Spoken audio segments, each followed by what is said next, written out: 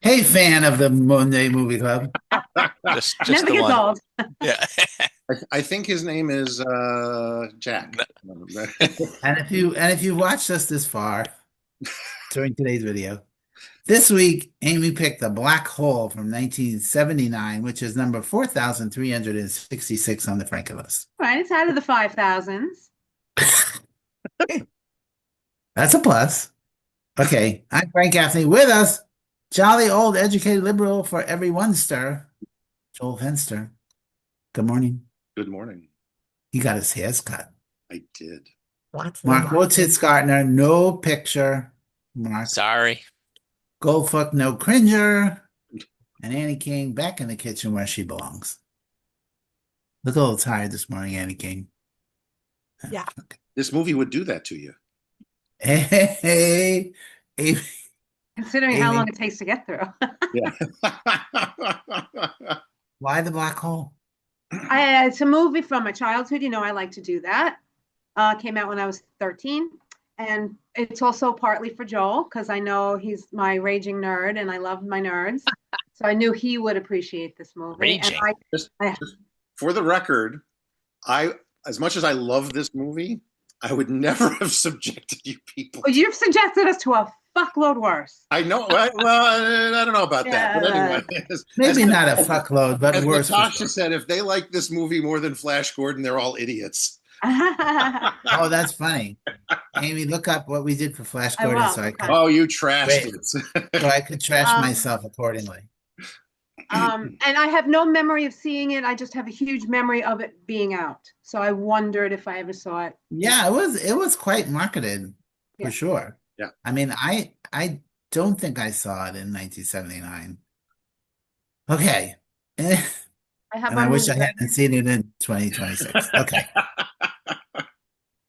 In the future, a spaceship dubbed the USS Palomino is on its way back to Earth when it discovers another ship that had been assumed missing, the USS Cygnus?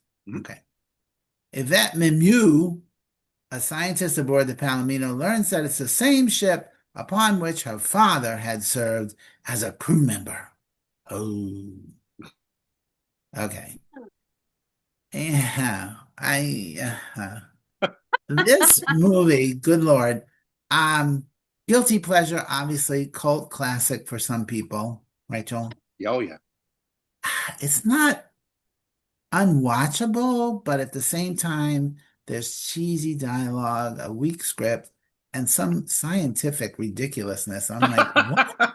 No, everything is scientifically sound in there in that movie. I think Neil deGrasse Tyson is on record as saying it's the most scientifically inaccurate movie ever made. Okay. Starting with having ESP with a robot. Right. Which makes no sense. No sense. But they spent bucks. There's some stunning visuals, impressive practical effects for the time, the great John Barry score, and even some genuinely creepy moments. But I appreciated the attempt at humor. It wasn't just boring scientific.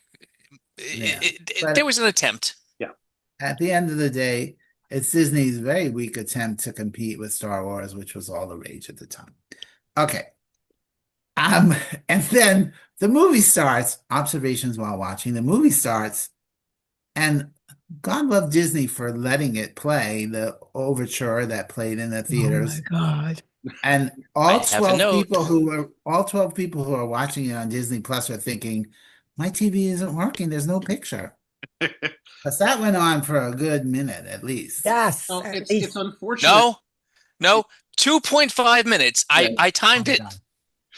It's unfortunate because other home video companies, when they've put things out on whatever format, including streaming, and the movie has an overture, what they'll do is they'll put a big card up that says overture and maybe some graphics from the film. Why Disney decided, we'll just let it run is because they're fucking cheap. Well, as you know, this was my first note, and I mentioned it last week, and I said, how many of you also hit fast forward to make sure your screen was working? I knew the music behind it was because we mentioned that. Yeah. I think we mentioned that after the video. No, Yeah. Amy started watching these movies like a month ago. Right. She's like 5 months ahead. Anybody Good name thing the she other took big notes. science fiction movie that came out at the same time that also has an overture? That Rocky was 2. also Rocky 2. See what we have Oh, that- Star Trek. Yep, Star Trek: The Motion Picture. That came out in Oh, That yeah. 79. is also as boring as this movie. Just Oh, like it this definitely- movie, it definitely made me think of it because it's nothing but shots Yeah. of Yeah. the ships and Yeah. these beautiful Yeah. long shots, taking just like they did in Star Wars. But Yeah. this time it was boring, as is Star Trek. No, I think, yeah, it suffers from that same disease of look how much money we spent. Hey, look at me! Right. Look at me.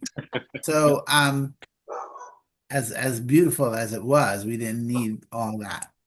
But and then it said directed by Gary Nelson, and I thought, not the Gary Nelson.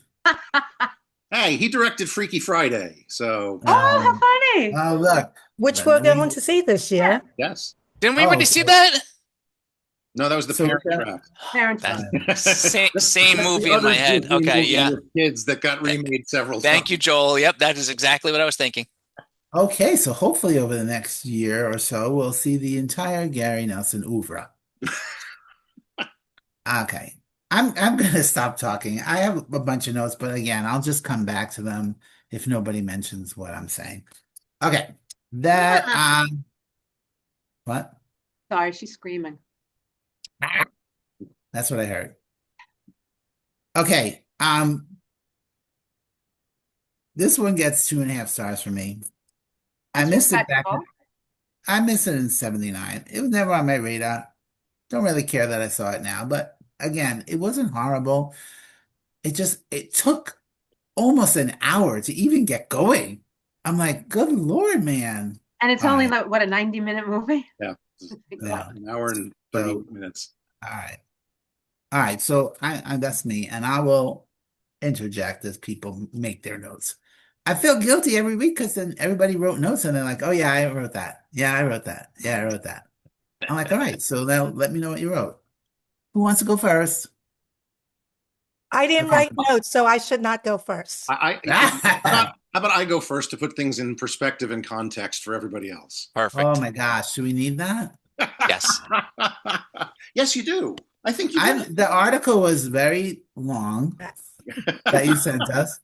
I did skim through it, so some of it was interesting. I didn't don't read it. I have to know. admit. Okay. First one, Mark, I the don't know first one that- is great because it's interviews with all the actors because it was done. The article's years old. Well, it was for the 40th anniversary, and the guy interviewed which Bottoms is in the movie? Timothy, Joseph, I can't remember. Sam. Which Joseph. And one of he the does brothers? have a lovely bottom, by the way. And We saw it then a lot in this movie. Robert Forster and Gary Nelson. Those are the interviews. Also a lovely bottom. Yeah. Who's Bottoms? Who's Timothy Bottoms? Pizer. The kid. The kid. The younger, Oh, younger, astronaut. Okay. But I don't think Jennifer O'Neill would have been any better in this part. No, You really has nothing to do. no, she didn't. And In a originally- movie in a movie today, she would have been the co-pilot. Oh, of She would have course. done stuff. Well, originally the person that they wanted was Sigourney Weaver. Yeah, that's in the article, and they didn't cast her because of her name. I know Disney was really stupid about a lot of things Wow. back then, but Frank, you didn't Um, read that in the first article. They said a name like Sigourney Weaver. No. and then lo and But behold, wasn't she Alien already- comes was she out al- and she's a big star. Oh, that was after Same this? year? Same year? Yeah, Yeah. but beforehand, it came out earlier in the year. Yeah, this was December. Anyway, I saw this movie in the theaters when it came out in 1979 because I was a big sci-fi nerd kid who And was. you were how old? I was 10. 10. Yeah. Oh, this is a good movie for a 10-year-old. It was. And How are you not bored for the first hour? This is Joel. He was probably like this. Yeah. And we saw Star Trek: The Motion Picture a couple of weeks before we saw The Black Hole, so I was already in that. Oh, I should watch a boring sci-fi movie with loads of shots of. Oh, look at us! We've got money to make giant miniatures and stuff. It was just it was stuff that I enjoyed, and it was the basic concept of the story that I really loved, and I thought the characters were interesting, even though the script was really hokey at times. The dialogue is just ugh. There's just moments where it's just like, oh my god, really? But I loved. I mean, I saw it more than once in the theaters as a kid. I Wow. had. I had all the action figures and stuff. I don't have them anymore. It's like one of the few collections of figures that I wish I still had. A few years ago, a company came out with these days when when anybody licenses it, they really just want to do the robots. So somewhere in this mess of a house, there's a more recent version of Maximilian and Vincent and Bob somewhere. I was trying to find them for this morning, but I couldn't. When I was, I was in the 5th grade at the time, and there was a record album that came out that kind of told the story and had all of John Barry's score on it. And I don't know what possessed me, and I don't have them anymore, but my mom and I wound up making hand puppets out of felt out of all the characters. And I wound up doing a puppet show in elementary school for the other classes with a couple of friends doing the puppets with me to tell the story. How many kids kicked your ass at 3 o'clock? Nobody. They loved my class loved it so much that we wound up actually taking it to other classes in the school. Oh my God, I love it. You went on the road. We went on the road. And I'm kind of like, I wish I still had those puppets. I have no idea. I don't remember what happened to them. Oh, you know you have them. Yeah. No, I don't. It's one of those things. It's my dad died a year later, so things from before that time are kind of forgotten, missing, vague and stuff. But this is something I have a memory of that's stronger than others. But yeah.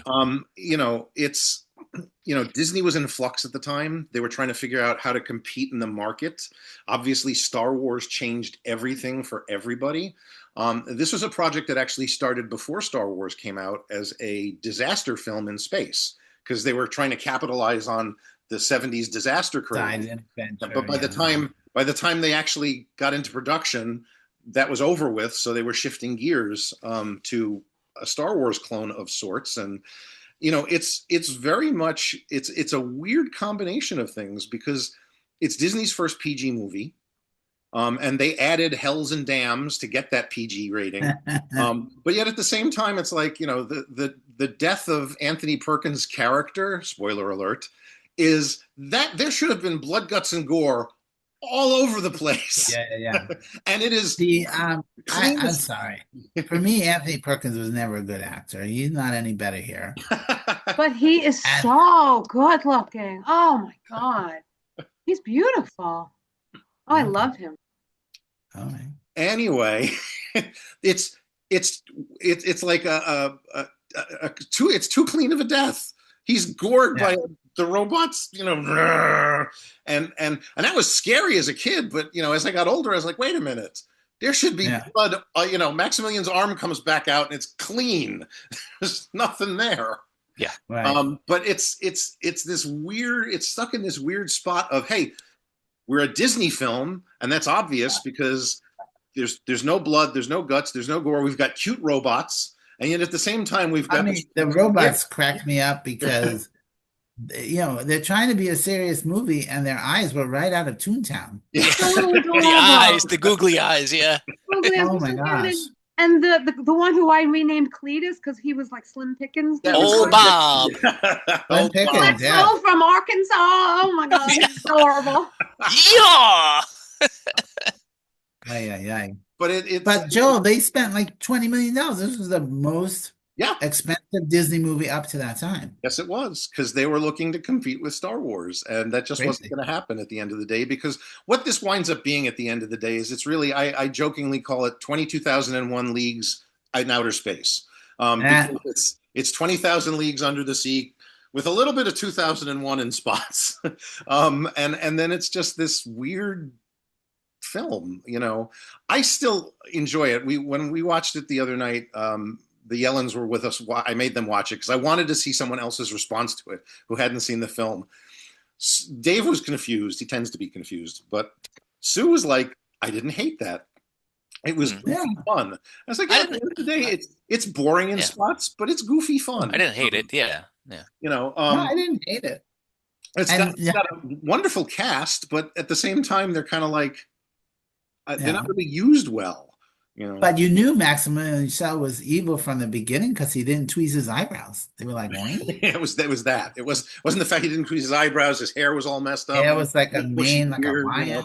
and he's Joel, Maximilian Schell. did they name the robot after him? I thought that was interesting that the robot was his name. Yeah. I think Rebellion. I remember reading something That's they funny. might have, but then there was something else that said that the robot's name was in the script from before Maximilian Schell became part of the cast. great. So who knows what's But true. Joel, didn't the other robots make you think a little bit of the Cybermen? Oh, the sentries, Star and Yeah. the sentries. I was like, well, like the they look Cybermen. more stormtroopery than Cyberman-y. Oh, I Fine. guess maybe you're talking about the rest of the crew that was the humanoid robots. Yeah. They looked a little Cyberman-y, and that's the other thing. Those are creepy looking things. You know, it's a Disney movie, but it's an adult movie because we've got some creepy, scary parts that are going to drive the kids to have nightmares for a while. You know, And then they brought in Ernest Borgnine for the old people. right? He was 62 at the time. Wow. They made this movie, And- and he had success in those disaster movies. Oh, sure he did. So But they were like, "Oh yeah, let's get him." at the same time, you got to wonder. He's a reporter. He's got to be the worst reporter. He's a reporter. That's his job. He was. Oh, Okay. he was I missed that he was too. a reporter. Spaceship as a reporter, can you imagine? And he's horrible at his job. Yeah. He's sneaking around the ship like an idiot half the time. It's like, okay, Now, whatever. Did they say he was a reporter? Yes, they stated he was a reporter. I missed that too. Yeah. Again, you people I didn't thought read he was Joel's one of first the- article. That's Yeah, where I exactly. learned Nope. he was a reporter. Nope. I was one of the crew people. No, Yeah. No idea. Yeah. What did he? What was his? If he was a crew person, what He's was his job? Pussy. He's That's his job. Man. Um, And then he turns into Dr. Smith from Lost in Space. Ah, Sabotage. except there's no kids around to never mind. Yeah. Anyway, There was one line in the beginning, I'm going back to my note, okay. where Maximilian Schell said, and I was like, ooh, he said, "They're the only Earth people who know of my existence." Ooh, Yeah. that's not going to bode well for this group. No, it is not. And it didn't. There's It the best thing to come out of this movie, in my opinion, is John Barry's score. It's a lovely score. It's eerie in spots where it needs to be. It's adventurous in spots, and it's really up there with some of his other stuff.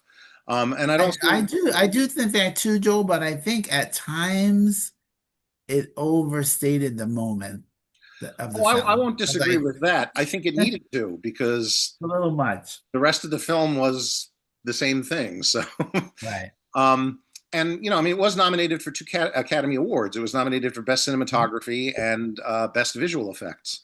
Right. Didn't win either, but But not original score. no, the score didn't get nominated, and obviously none of the actors did, rightfully so. But it's, you know, I still find it to be a fun and goofy film. I've seen it a number of times over the years. I would watch it again at some point in my life when the mood struck me.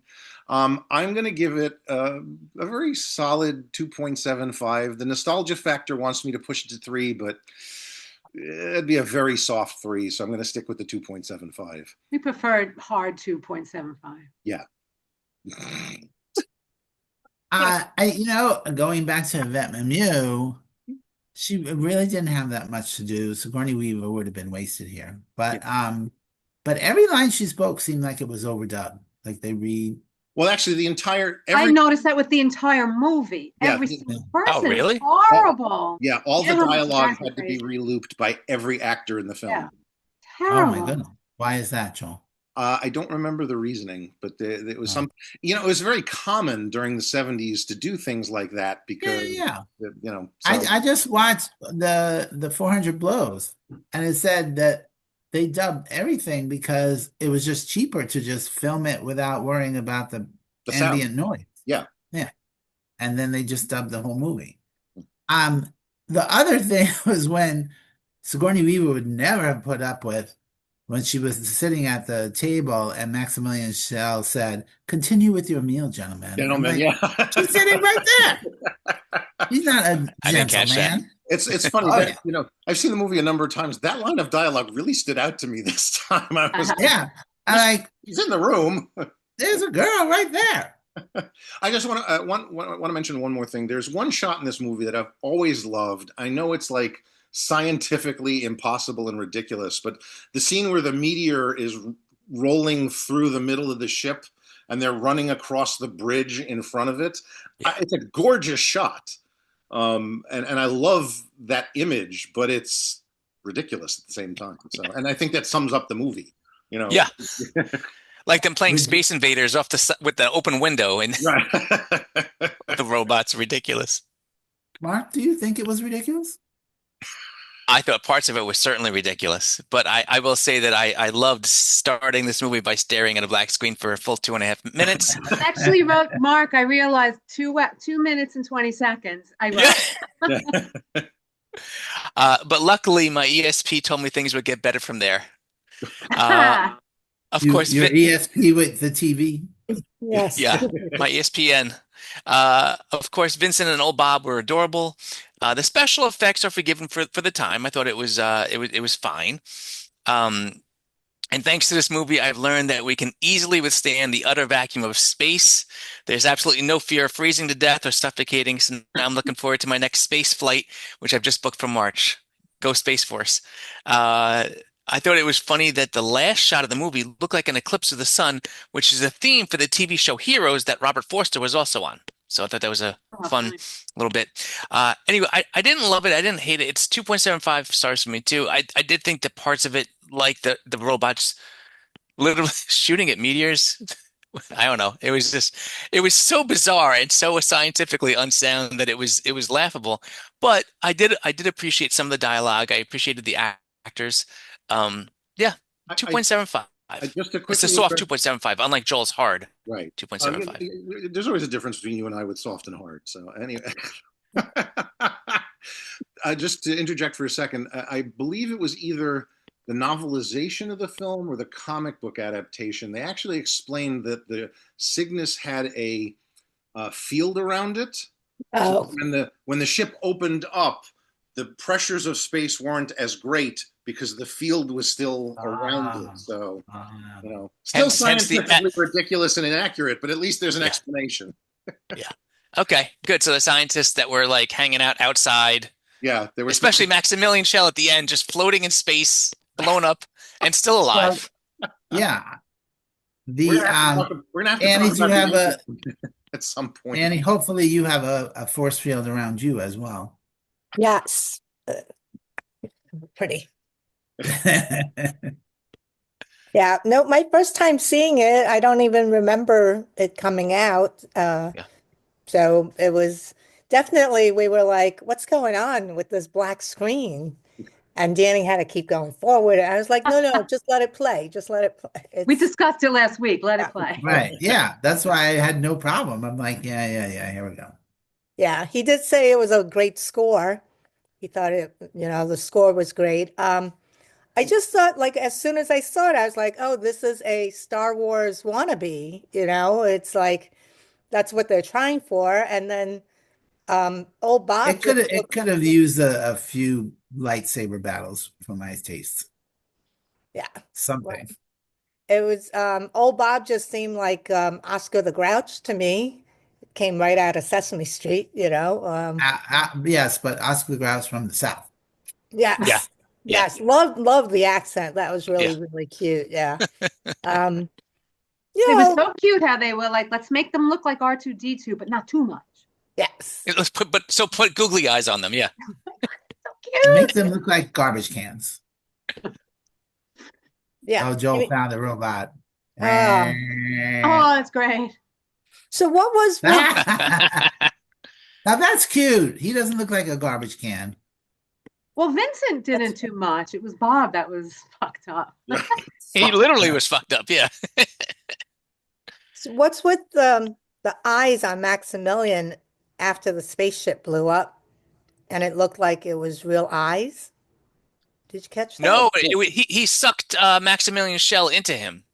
So Oh, let's talk about the 2001 style ending that they tacked Yeah. on this film, because they didn't have an ending going into shooting. It was literally like the script, the end of the script says, and they went through the black hole. And Yeah, and Joel, I cannot wait for the Black Hole 2. When did that come out?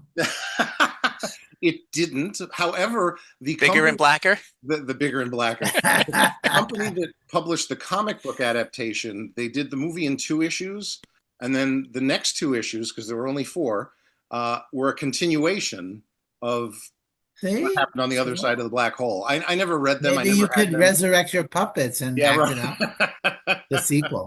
Annie, I saw when I was watching that, it looked like there was the robot, and then there was evil, what's his name, Doctor, whatever, and then all of a sudden it showed one of them. So it looked like he was inside of the robot. Then I don't know how that would have happened. It was ridiculous in all ways possible. But Joel, do you have any other insight? So here's what I will say about that ending.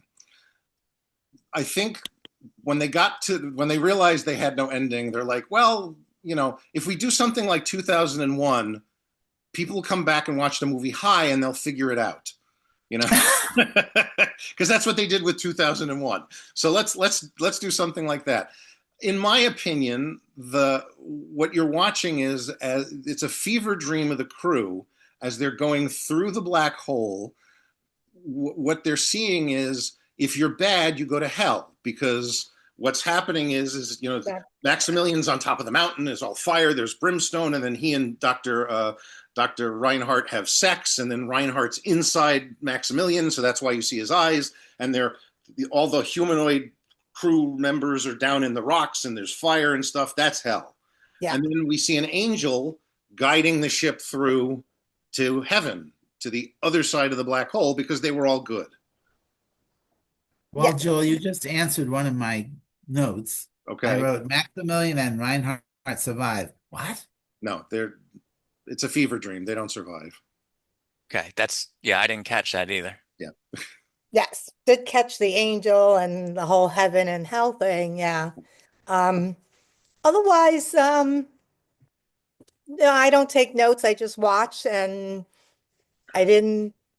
I mean, I did say at some point, "Oh, this is bad," but I think the whole premise was kind of interesting, that he made them humanoids and everything to survive, and then the room with the plants, I was like, why show us that? Why walk through that? And right. But I thought the greenhouse was very.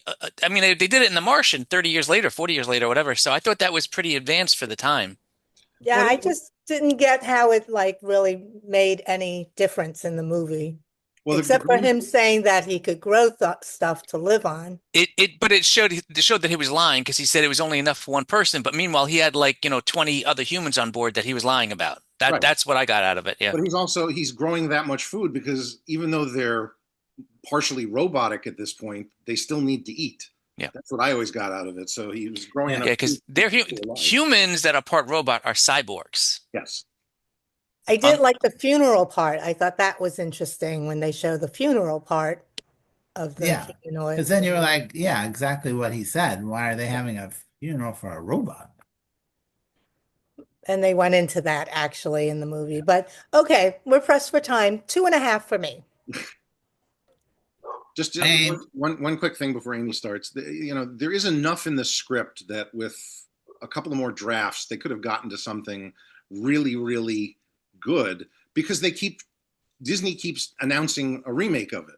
I mean, they've been doing that since the movie came out. I think the most recent version was 3 or 4 years ago. And then I think Interstellar kind of derailed what they were working on, and it went back to bed for a while. So I would love that. I've always been, I think one of the reasons why this movie was so on my radar at 13 is because I was a huge, and still am, space nerd. I love space, and black holes are the most fascinating things.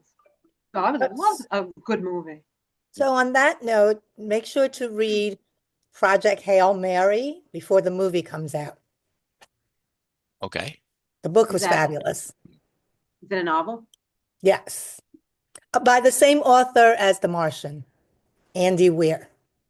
Okay. Okay, Aim. You're putting it on the list. What? Yeah. Putting- And when we're done, I have our stars for Flash Gordon, so you, Frank, will have to compare. I'm sure I did give it 2.5. We'll see. Someone said to you, vet me, and I mentioned this before, but the actual line was, see if you can get through to Vincent with your ESP.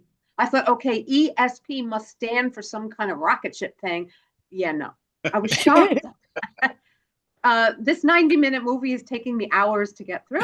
Oh my God, when they went into the black hole and everybody was spinning and we were hearing their echoing of their voices, I thought I would die.